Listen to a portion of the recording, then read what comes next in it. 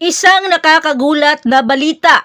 Lumabas na ang opisyal na pahayag ng FIVB patungkol sa reklamo ng Indonesia. 2 Vietnamese player ang nanganganib na i-ban sa mga laro para sa Women's Division. Kaya ating sasaliksikin ang isang nagbabagang balita na gumigimbal sa mundo ng international volleyball. Pero bago pa man ang lahat, kung hindi ka pa nakapag-subscribe, please like and subscribe at pakispike na rin sa bell button para lagi kang updated sa mga volleyball ganap. Inanunsyo lamang ng FIVB, ang Volleyball Worldwide Governing Bodies, na ang U21 Women's National Team ng Vietnam ay nahaharap sa malubhang pagkakaband sa 2 manlalaro. Ang kupunan ay nakikipagkompetensya sa U21 World Championship sa Indonesia. Ngunit ngayon, natuklasan ng FIVB na lumabag sila sa mga panuntunan ng tournament. Ayon sa opisyal na pahayag, ang Volleyball Federation ng Vietnam ay nagpalaro ng isang ineligible player. Bakit at anong nangyari? Tara at ating i-breakdown. Ang FIVB, matapos makatanggap ng mga pagdududa, ay naglunsad ng isang imbestigasyon at natukoy na hindi nakatugon ang manlalaro sa mga kinakailangan upang makipagkompetensya sa ilalim ng kanilang mga regulasyon. At ang mga kumpirmadong 2 manlalarong ito ay sina Dang Thi Hong at Nguyen Pong Coin ay hindi nakarehistro para maglaro sa match against U21 Puerto Rico. Partikular ang paglabag ay sakop sa ilalim ng Article 12.2 ng FIVB Disciplinary Regulation, habang ang eksaktong mga detalye ng artikulong ito ay hindi pa inilalabas sa publiko. Ito ay mahalagang nangangahulugan na ang manlalaro ay hindi karapat-dapat na lumahok sa tournament. Ito ay maaaring dahil sa mga isyu sa edad, nasyonalidad o iba pang pamantayan sa pagiging karapat-dapat. Ngayon, dito na nagkakaroon ng dramatic turn sa istorya. Ang mga kahihinatnan ay mabilis at makabuluhan.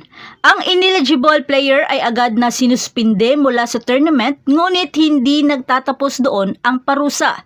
Lahat ng laban kung saan lumahok ang manlalarong ito ay forfeited na.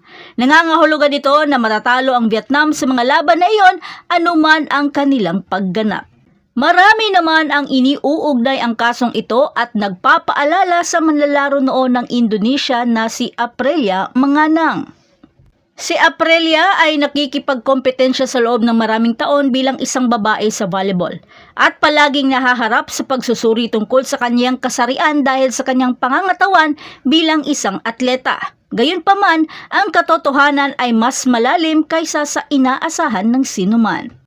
Si Aprilia ay pinanganak na may kondisyong tinatawag na hypospadias, isang depekto sa kapanganakan kung saan ang bukana ng urethra ay wala sa karaniwang lokasyon. Dahil dito, siya ay maling kinilala bilang babae sa kapanganakan at pinalaki bilang isang babae sa buong buhay niya. Nagkamit siya ng malaking tagumpay sa women's volleyball, ngunit ang patuloy na mga tanong tungkol sa kanyang kasarian ay nagdulot ng pasakit. At kalaunan, pagkatapos magretiro mula sa sports at sumali sa militar at sumailalim sa mga medikal na pagsusuri na nagpahayag ng katotohanan.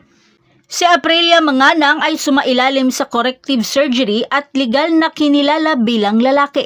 Binago na ang kanyang pangalan sa ngayon na Aprilio Perkasa Manganang.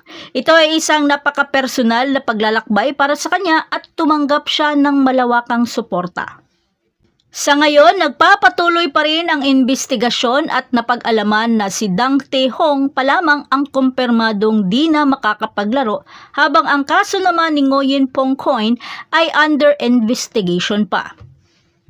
Ang FIVB Disciplinary Panel ay isinasaalang-alang ngayon ang karagdagang mga parusa na maaaring umabot pa lampas sa iisang kaganapang ito. Ang Volleyball Federation ng Vietnam at ang manlalaro na pinag-uusapan ay magkakaroon ng pagkakataon na iharap ang kanilang kaso sa pamamagitan ng pagsulat, ngunit mataas ang risk. Ipinahayag ng FIVB na hindi sila magbibigay ng anumang karagdagang komento sa bagay na ito habang nagpapatuloy ang investigasyon. Ito ay nag-iiwan ng maraming katanungan na hindi nasasagot. Ito ba ay isang pagkakamali, isang hindi pagkakaunawaan o isang sadyang pagtatangka na labagin ang mga panuntunan? Kaya abang na abang at naghihintay ng mga kasagutan ang mundo ng volleyball. Ano ang iniisip ninyo tungkol sa sitwasyong ito? Ibahagi naman ninyo ang inyong saloobin sa seksyon ng mga komento sa ibaba at huwag kalimutan mag-subscribe para sa higit pang balita at pagsusuri tungkol sa volleyball.